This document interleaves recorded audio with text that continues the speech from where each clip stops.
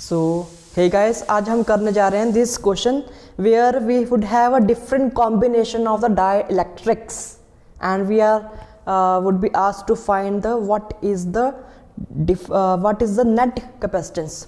Okay, अगर तुम्हें different combination दिए गए हैं डाइइलेक्ट्रिक्स के तो तुम्हें पूछा जाएगा what is the net capacitance. Okay, तो कैसे करेंगे ये क्वेश्चन को? इस क्वेश्चन को देखो, देखने में डिफिकल्ट सा लग रहा होगा but it is easy question and we are heading for it. Okay, चलो करते हैं इसको। तो देखो, इस क्वेश्चन को सबसे आसान तरीके से, जो सिंपलेस्ट मेथड है, that is very very simple. And इसमें क्या है कि जो तुम्हें दिख रहे हैं दीज आर द डाइइलेक्ट्रिक्स, और हर एक डाइइलेक्ट्रिक स्लैब को हम मानेंगे एक इंडिविजुअल कैपेसिटर। क्या मानेंगे? Individual capacitor. मतलब एक स्लैब होगी, उसको अलग से हम मानेंगे, इक्विवेलेंट मानेंगे कैपेसिटर के। ओके, यानी कि इस डायग्राम में जो पहला है that is first capacitor, K2 वाला है होगा तुम्हारा सेकंड कैपेसिटर एंड K3 वाला होगा तुम्हारा थर्ड कैपेसिटर। ओके, और इसके बाद बात आती है कि जो हमने माने हैं कैपेसिटर्स, ये किस कॉम्बिनेशन में है, whether they are in the series combination और whether they are in parallel combination. Okay, तो इसको ढूंढते हैं। देखो, यहाँ पर A and B are the potential points. Okay, A point is at the higher potential while the B point is at the lower potential। तो हर एक capacitor जुड़ा हुआ है सेम पोटेंशियल के अक्रॉस। देख पा रहे हो इस चीज को कि हर एक कैपेसिटर सेम पोटेंशियल डिफरेंस के अक्रॉस खड़ा हुआ है, अक्रॉस जुड़ा हुआ है। फॉर एग्जांपल K1 के अक्रॉस देख लो, पोटेंशियल कौन सा है? A, और इधर है B। ओके, K2 के अक्रॉस भी कौन सा पोटेंशियल है? A, B, और K3 के अक्रॉस भी कौन सा पोटेंशियल है? A और B। तो ये है हमारे, क्योंकि potential is same across all the capacitors, so we can say our capacitors are in the parallel combination. और आगे कहानी बिल्कुल सिंपल है। ओके, अच्छा, इससे एक और कदम आगे हम देखेंगे कि हर एक स्लैब का इंडिविजुअल कैपेसिटेंस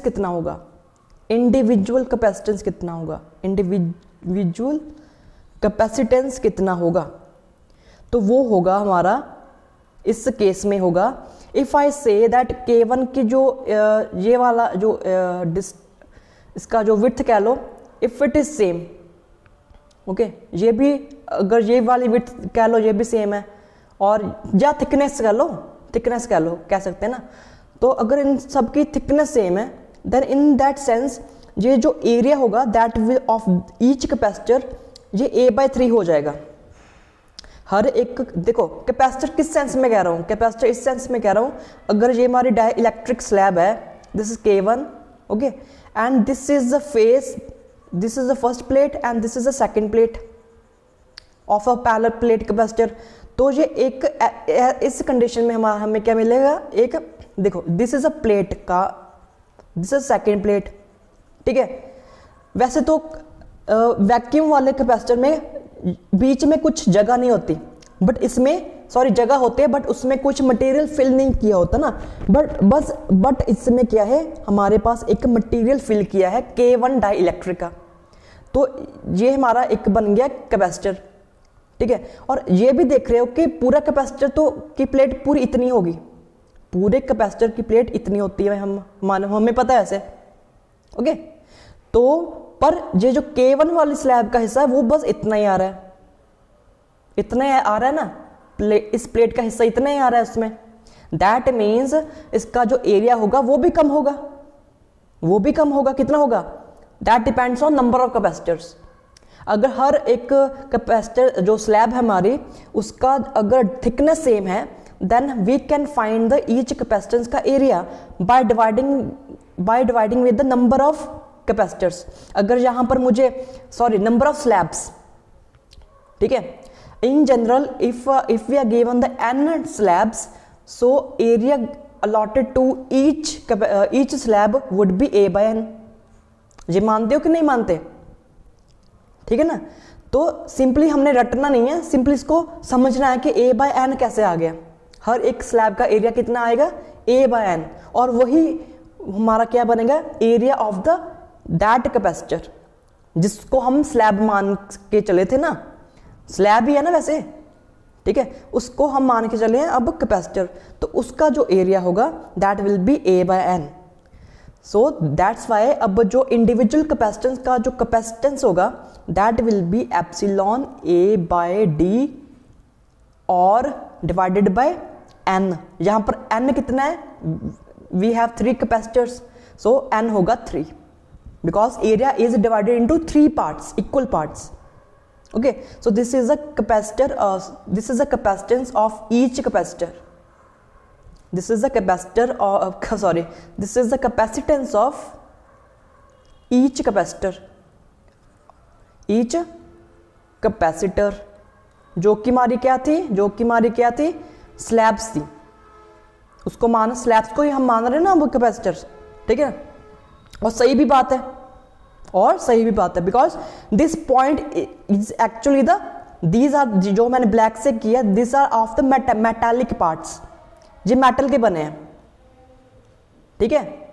बस बीच वाला हिस्सा क्या है, मटेरियल से बना है, तो है एक्चुअल में कैपेसिटर।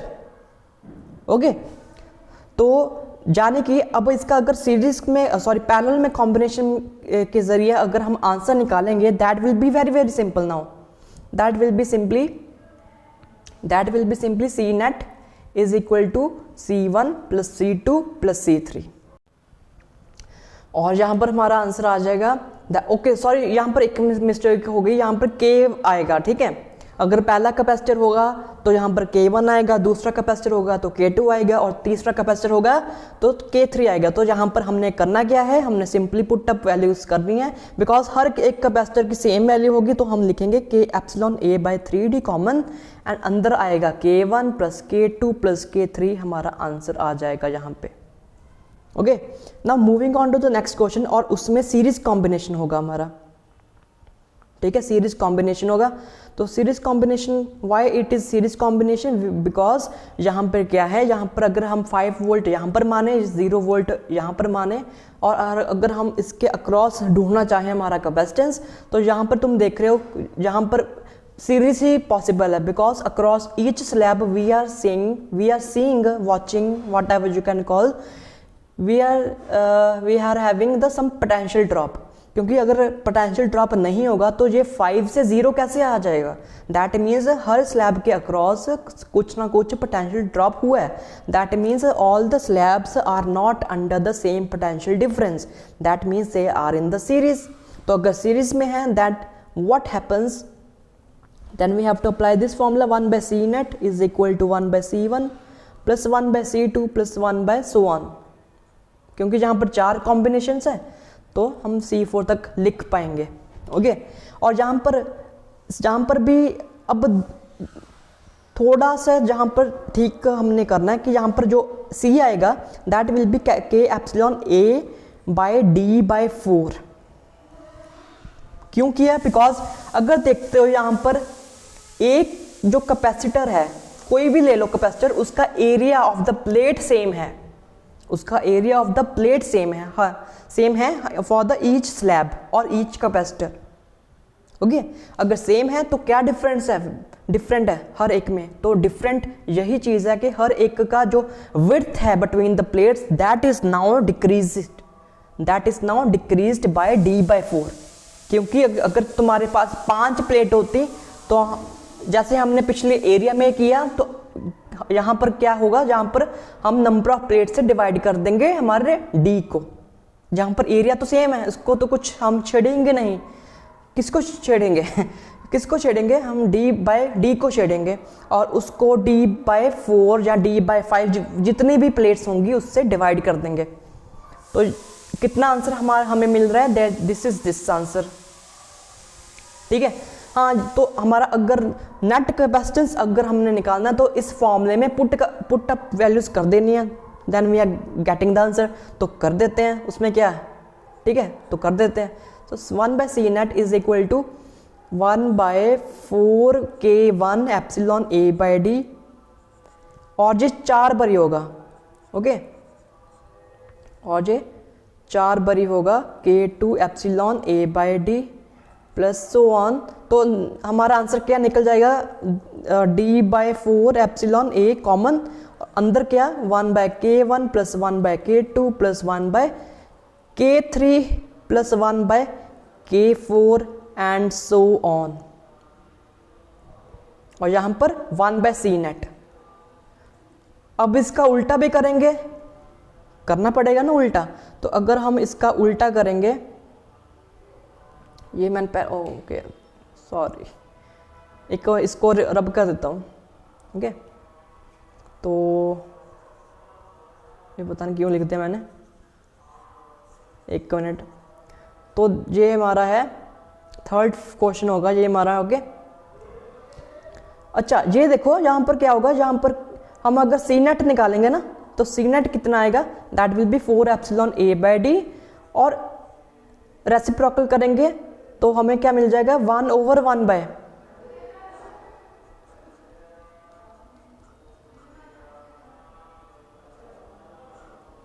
ओके, इतना आ जाएगा। तो फॉर्मूला यहां इसका याद बिल्कुल नहीं हमने करना, ठीक है, इतना भयंकर फॉर्मूला है, इतना डिफिकल्ट फॉर्मूला है, ठीक है, तो इसको हमने सिंपल समझना है तो कैसे हमने यहां तक पहुंचे हैं, ठीक है। फॉर्मूला बिल्कुल भी याद नहीं रखना है, वैसे बहुत ज़्यादा फॉर्मूले हो जाएंगे फिजिक्स में, ओके फाइन। अब आते हैं हम अपनी लास्ट प्रॉब्लम पे, जहां पर क्या है, हमें सीरीज में भी है और पैरेलल में भी है, सीरीज में भी हैं और पैरेलल में भी हैं। अब बताओ, कमेंट करके बताओ कौन सा सीरीज में है और कौन से पैरेलल में है। तो सीरीज में है K1 और K3 गलत है।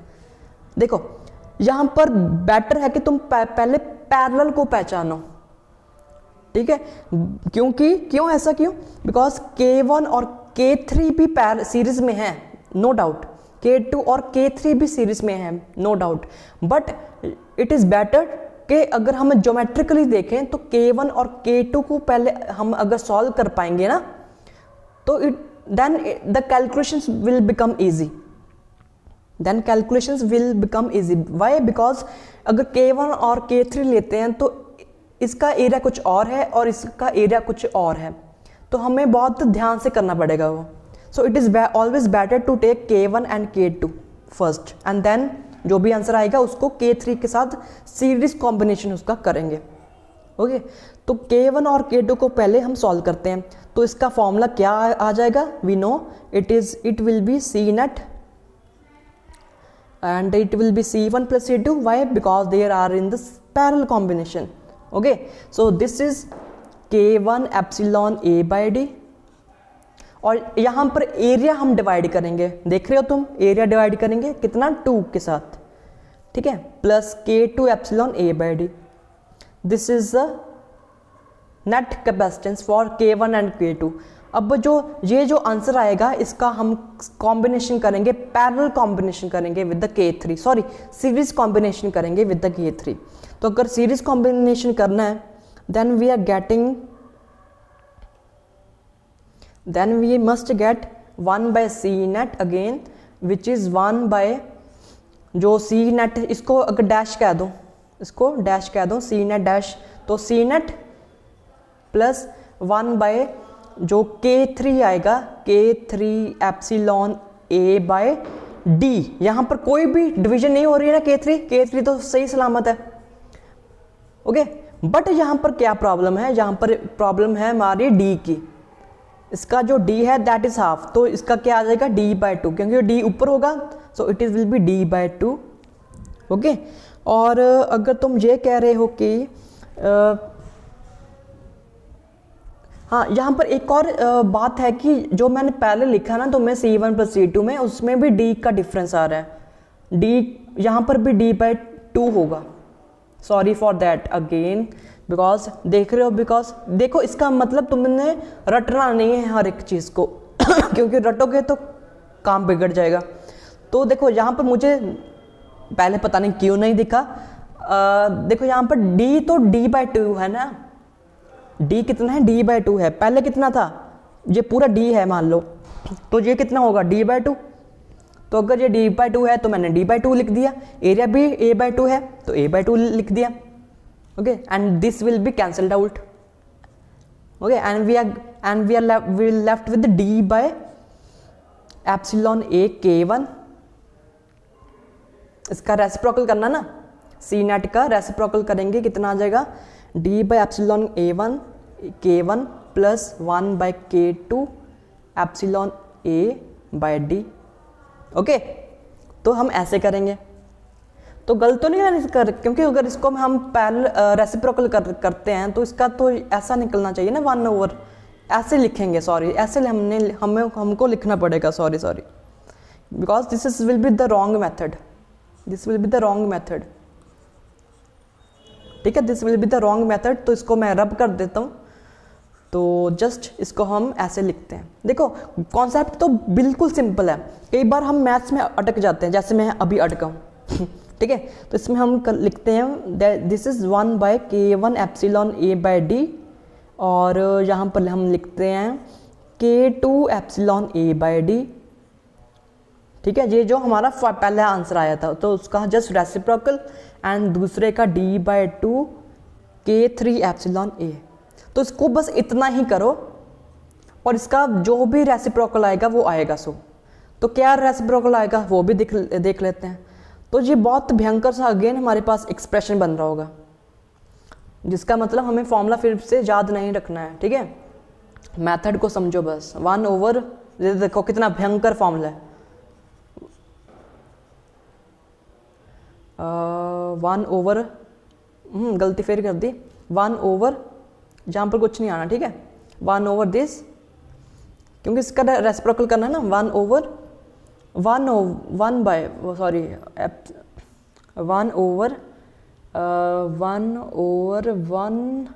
बाय करना ही पड़ेगा ऐसे, ठीक है, इसको ध्यान से बस करना है हमने। अगर ध्यान से करेंगे तो ठीक है, नहीं ध्यान से मेरी तरह करोगे तो गलत हो जाएगा okay, this is K2 epsilon A by D, and plus 1, इसका तो सिंपल है, इसका तो क्या आएगा, एप्सिलॉन A बाय K3 जहाँ पर 2 बाय डी। ओके, तो अगर तुम्हें न्यूमेरिकल क्वेश्चंस दिया गया होगा, न्यूमेरिकल प्रॉब्लम्स, तो उसमें पहले इसको ही तुम कैलकुलेट करोगे, पहले इसको कैलकुलेट कर लोगे, सो टू अवॉइड एनी, ये देखो कितना इनकन्वीनियंट है फॉर्मूला। ओके, तो ऐसे हम करेंगे, मेथड याद रखो, एंड जो भी ऑप्शन आएगा तो उससे मैच कराने की हमने बस कोशिश करनी है, जस्ट मेथड याद रखो, that will be enough for this, ठीक है। तो थैंक यू वेरी मच, अगर पसंद आया हो तो please subscribe and like and share, thank you very much.